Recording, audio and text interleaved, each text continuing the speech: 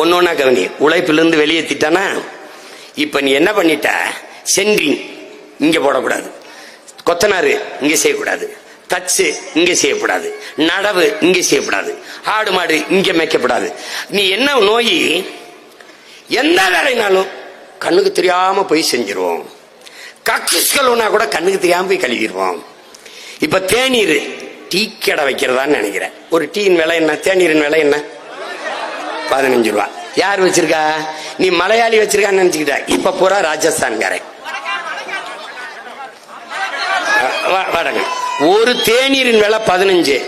ஒரு 1000 தேநீர் விக்குது. எவ்வளவு வருது? 15,000. இப்ப என்ன கதை? உன்னுடைய பொருளாதாரம் சிறுக சிறுக சிறுக சுரண்டப்படுது. நீ என்ன பண்ண?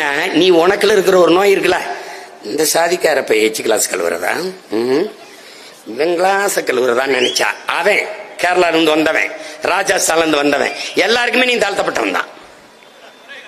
கேரளா இருந்து வந்தவருக்கு நீ ஆளார் பாண்டிஸ், ராஜஸ்தான் நீ எல்லாரும் தாழ்த்தப்பட்டவன் தான். அவன் என்ன பண்றான்?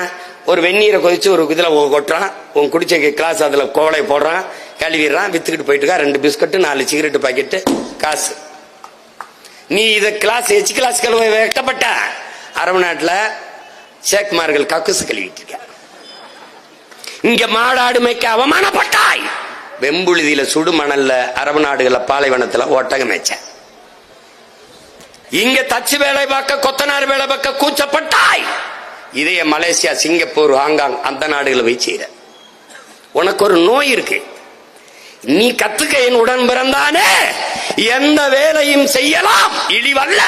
எந்த வேலையும் செய்யாமல் இருப்பதுதான் இழிவு என்பதை நீ கத்துக்க. உழைப்பு என்பது உன்னதமானது என்பதை நீ உணர்ந்து கொள். கைத்தொழில் ஒன்றை கற்றுக்கொள், கவலை உனக்கில்லை என்பதை ஒத்துக்கொள் என்று நமது முன்னோன் பாடியது அப்படிதான்.